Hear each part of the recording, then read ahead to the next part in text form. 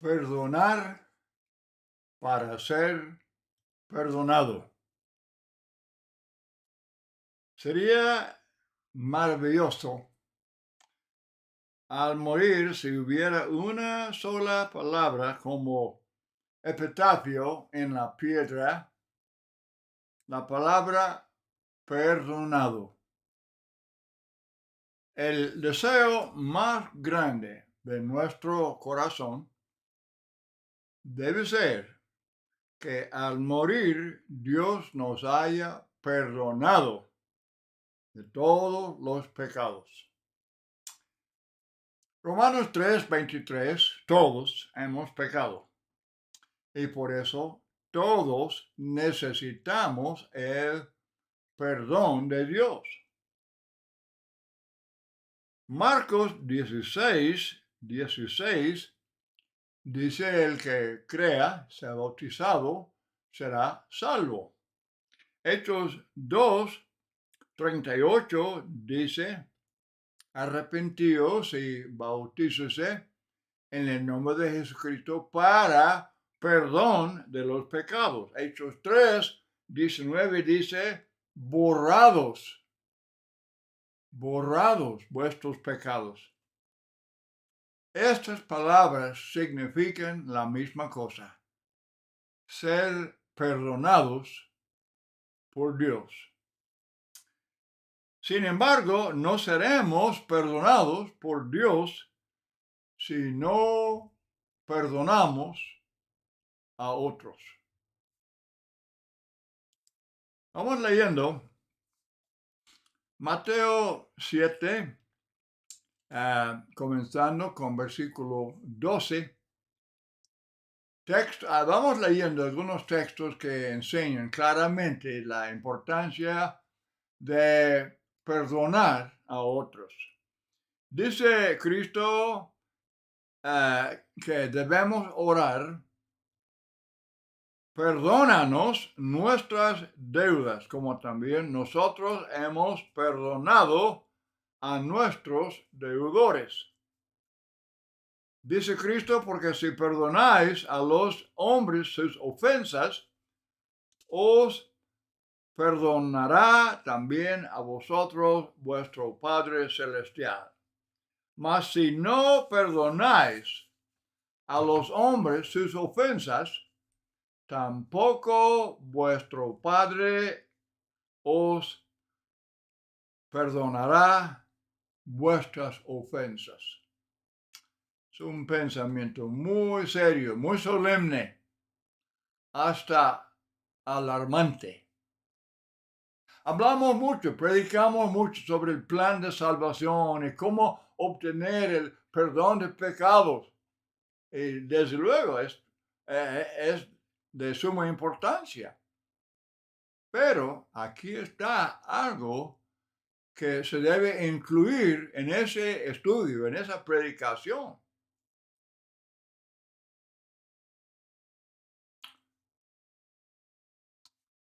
Vamos pensando seriamente en esto,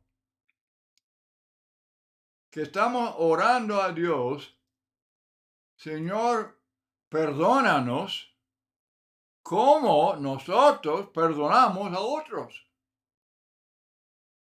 Qué condición, qué requisito, ¿verdad?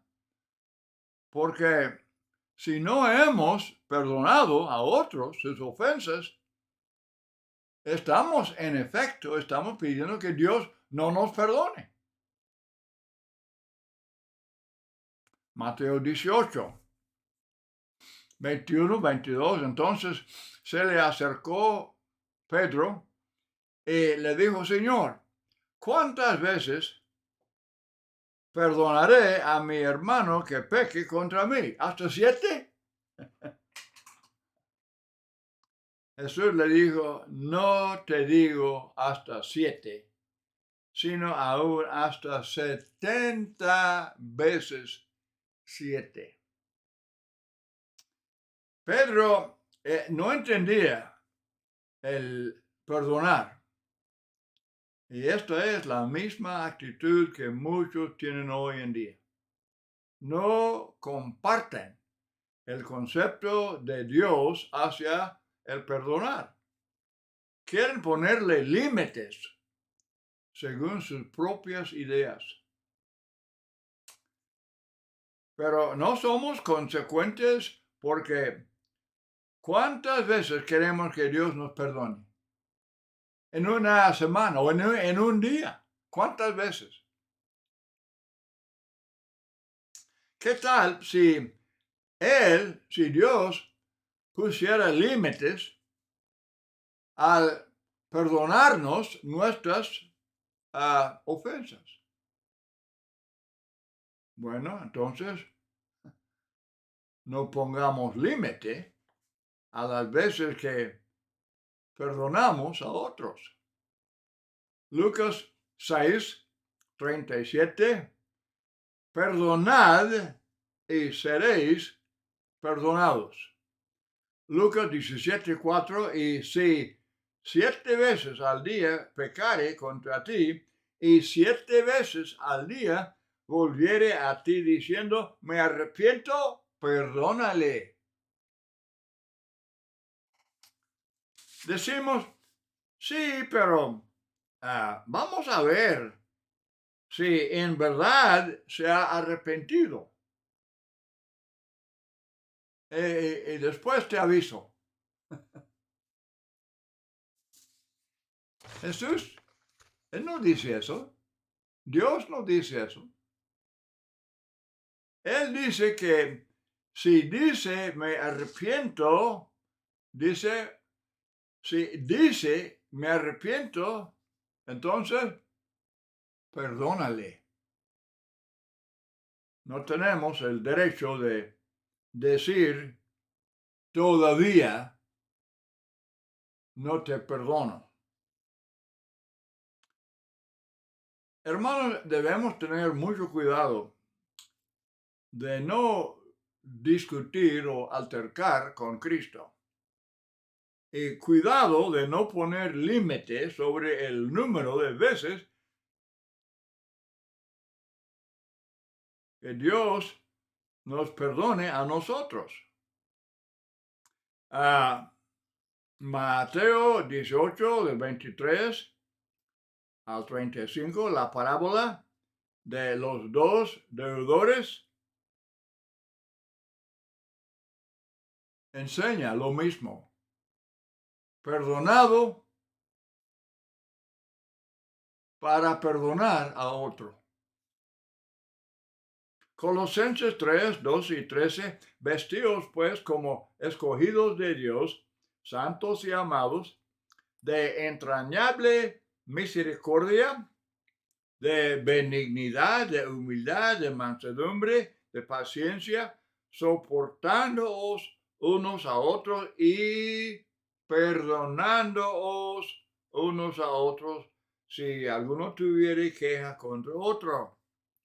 De la manera que Cristo os perdonó, así también hacedlo vosotros.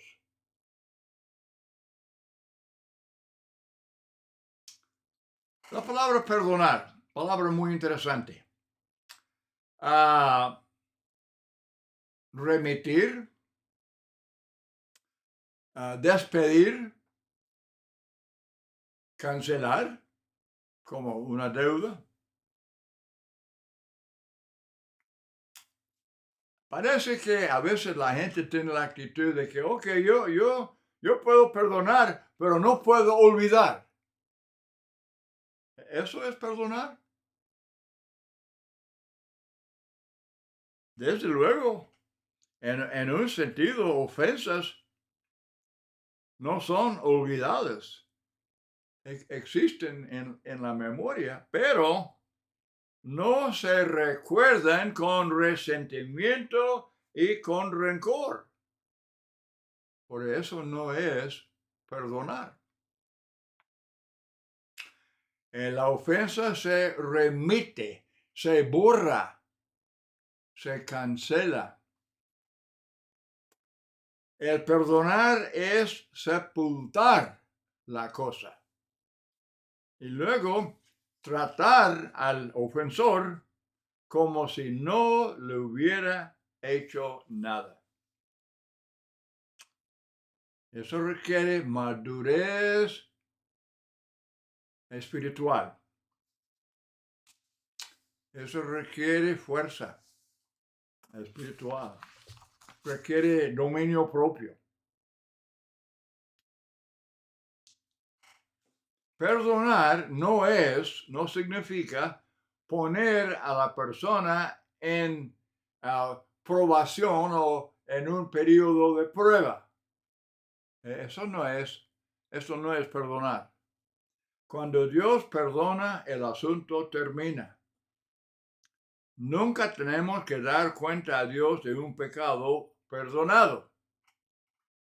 Hebreos 8:12, porque seré propicio a sus injusticias y nunca más me acordaré de sus pecados y de sus iniquidades. Qué bonita promesa, ¿verdad? ¿Por qué es tan difícil este mandamiento, este requisito para algunos hermanos? Pablo usa la palabra estrechos en su corazón hacia otros hermanos. Segunda a los Corintios 6:12. Sois, diciendo Pablo a los Corintios, sois estrechos en vuestro propio corazón. El vivir resentido, guardando rencor hacia otro hermano, es ser estrecho en su corazón. Y Pablo les pide que quiten toda barrera y abrir de par en par su corazón hacia él. ¿Cómo puede uno ensanchar el corazón estrechado? Bueno, puede desarrollar la actitud de perdonar y de sobrellevar. ¿Cuántos textos hablan de sobrellevar? Eso es lo opuesto de guardar rencor y resentimiento. De ser tolerante.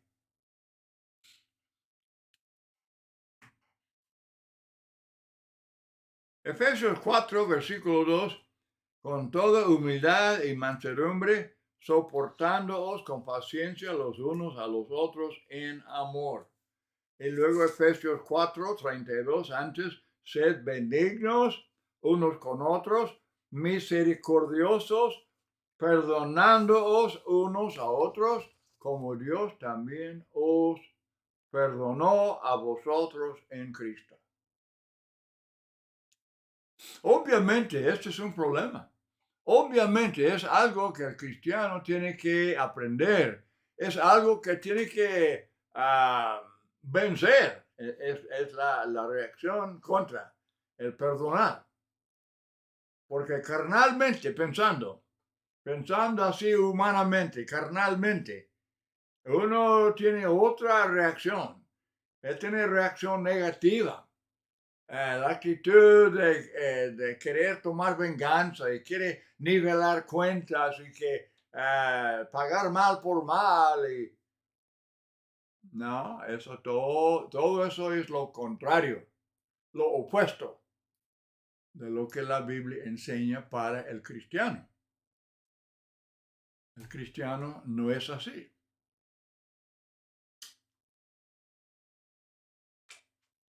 Hay mucho que aprender, hay mucho que en esto requiere mucha madurez.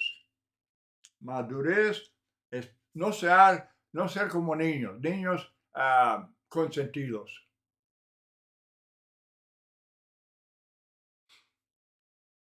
Una cosa que está involucrada en este estudio es el problema de que una persona acepte sus faltas, que acepte su culpa. Por eso que no quiere perdonar. En muchos casos, la persona ofendida también tiene culpa. El asunto es, muchas veces, el asunto es mutuo, no es de una sola persona. En el caso del matrimonio, ¿cuántas separaciones son causadas solamente por uno de los cónyuges? Puede haber. Claro que sí, sí los hay. Pero muchas veces muchas veces los dos tienen su culpa, tienen sus faltas. Lo mismo en la iglesia. En la iglesia, muchas veces cuando hay problemas, se echa la culpa en tal hermano, tal persona, cuando el asunto no es tan sencillo. El asunto no es tan sencillo. Hay otros que comparten la culpa ante los ojos de Dios.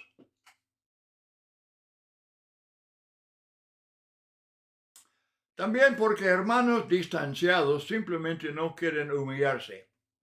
No quieren humillarse para arreglar el problema. Prefieren seguir como están. Dicen que están unidos como miembros de la misma congregación, están unidos cuando saben perfectamente que hay disensiones, hay contenciones, hay divisiones, no están unidos. Y Dios lo sabe. Cristo, vemos en Apocalipsis 2 y 3, Cristo conoce perfectamente la condición de cada iglesia de Cristo. Bueno, también Pablo, escribiendo a los corintios, escribiendo a los gálatas, a los demás.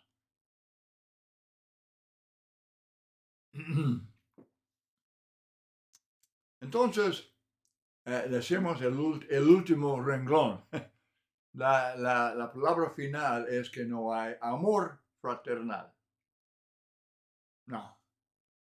Pero hermanos que no quieren perdonar, no, ellos no saben nada del amor fraternal. ¿Y cuántos textos? Romanos 2 y 10, Primera de Pedro 3, 8, ¿cuántos textos hablan del amor fraternal? Y que no sea simplemente una bella palabra. Es algo activo. Es algo que obra, que hace y produce buenos efectos. Entonces, hermanos, es indispensable. Esto no es opcional.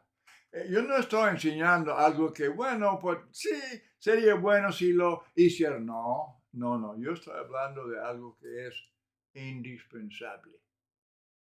Como ya hemos visto claramente, nuestra salvación, el perdón de Dios, depende de esto. Si esto no existe, tampoco lo otro. Perdonamos para ser perdonados. Es el tema. También, otra cosa de suma importancia, uno que habiendo aprendido lo que la Biblia enseña, como esta lección que estamos estudiando ahora, la lección que estamos viendo en tantos textos, entonces uno está consciente de lo que el Señor enseña. Así es que su propia conciencia le dice. La persona entonces que rehúse perdonar a su hermano tendrá conciencia manchada, conciencia contaminada, conciencia mala en lugar de conciencia buena. O sea que se condena solo. No es solamente de que Dios le condene. Uno mismo se condena solo, teniendo conciencia manchada. Con razón, Pablo habla de cómo él luchaba para tener limpia conciencia todo el tiempo. Es importantísimo.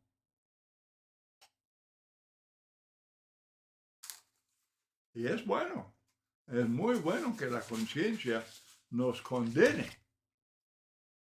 Si no queremos perdonar a alguien, estamos como niños consentidos y queremos guardar este resentimiento y odio y rencor y todo. La conciencia nos condena, nos reprocha. Jesús habla en Mateo 5, 9, y el apóstol habla en muchos textos de la importancia de ser pacificador. Pacificador. Persona que busque la paz, que persona que promueva la paz, que obra para tener paz, unidad, armonía entre hermanos. Pacificador. Desde luego, la persona que si alguien es pacificador, él ya aprendió la importancia de perdonar para ser perdonado. A Romanos 14, 19, así que sigamos lo que contribuye a la paz y a la mutua edificación. Gálatas 5, 22, 23, más el fruto del Espíritu es amor, gozo, paz, paciencia, benignidad, bondad, fe, mansedumbre, dominio propio.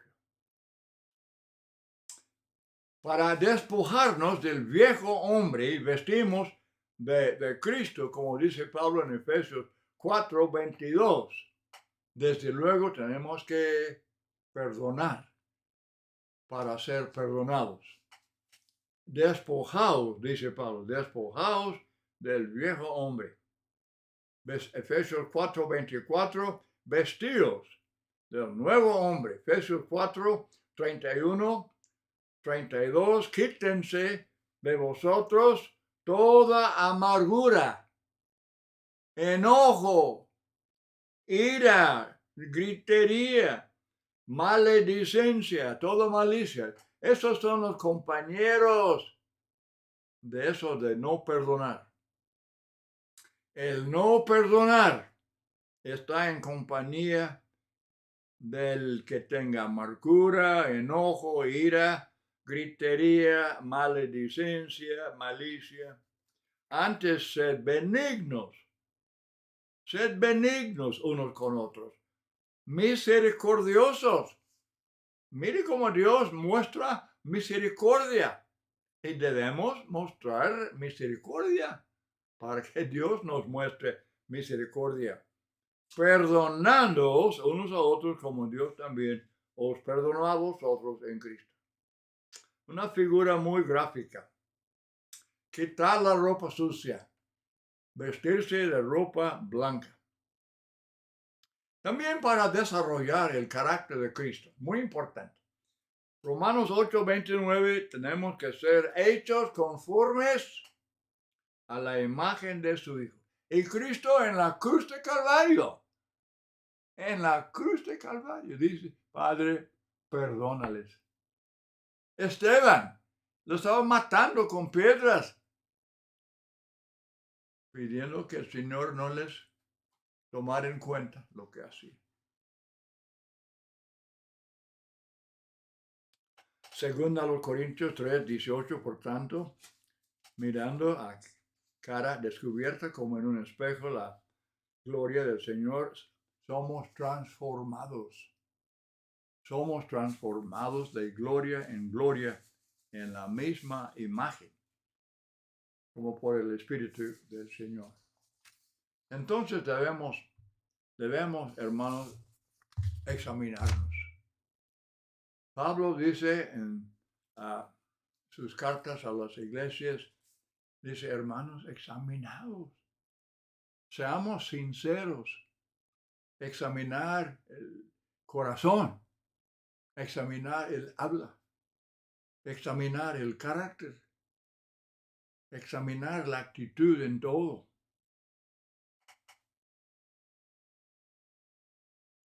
Preguntar exactamente qué está haciendo mi fe, mi religión.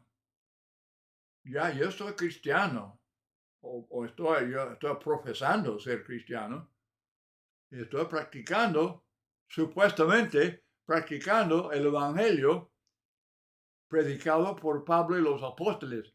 Ok, ¿cuál es el efecto? ¿Cuál es el fruto? ¿Cuál es el producto de lo que yo estoy creyendo y practicando? Hay que ser sinceros. Observar en el espejo. Observar en el espejo, en la palabra de Dios, nuestra vida.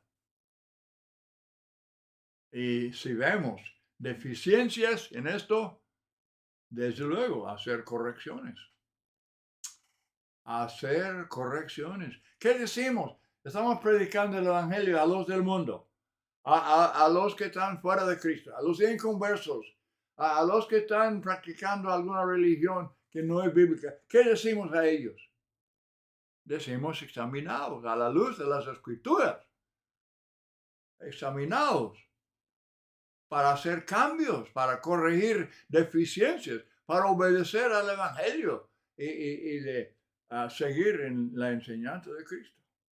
Entonces vamos practicando lo que predicamos. Vamos a practicar lo que predicamos. Lo que insistimos con otros es muy buen consejo para nosotros mismos. Examinar nuestra conducta.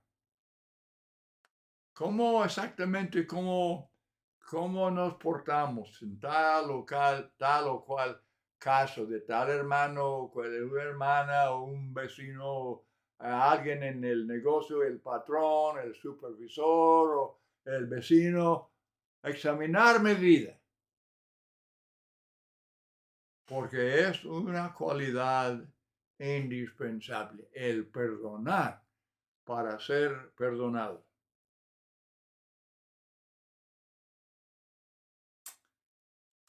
Dice Pablo en Filipenses 3 que olvidando lo que queda atrás, extendiéndome a lo que está adelante, prosigo a la meta. ¿Somos capaces de olvidar lo que queda atrás? Esto requiere madurez. Una vez que un hombre visitó un servicio el domingo en la tarde, una hermana me dijo, sí, él era miembro, él es pariente, él era miembro. Ah, qué bueno. Ojalá que siga asistiendo. No, hermano, no. No, pero yo digo, ojalá que se arrepienta. Ojalá que él vuelva a arrepentir. Oh, hermano, no, usted no sabe, usted no se imagina lo que él ha hecho. Manifestó esa hermana una actitud de no querer ni pensar, ni tomar en cuenta la cuestión de perdonar este hombre, aunque se arrepienta. Hermanos, no somos Dios para tomar tales decisiones. No. También escuché de una congregación que al pasar alguien al frente para confesar faltas, le decían, ok, le damos 3 meses de prueba. Así para perdonarle, para que sea restaurado, le damos 3 meses de prueba. Eso no es Biblia. Eso no es Biblia. Cuidado con esta enseñanza. Usted no se imagina cómo me ha tratado. Le ha dicho con juramento que nunca le conoció, como Pedro dijo a Cristo. Le ha vendido a los que le querían crucificar. Se ha burlado de usted. Le ha vendado los ojos para bofetearlo. Le ha escupido en la cara. Le ha azotado con una vara. Ha puesto corona de espinas en su cabeza y luego golpearle en la cabeza. Le ha clavado los pies, las manos y los pies en una cruz, en un madero. Es lo que pasó con Cristo. Y aún así, Él dice, Padre, perdónales. ¿Qué le parece? Vamos estudiando con mucho cuidado, hermanos, este tema. Dios les bendiga.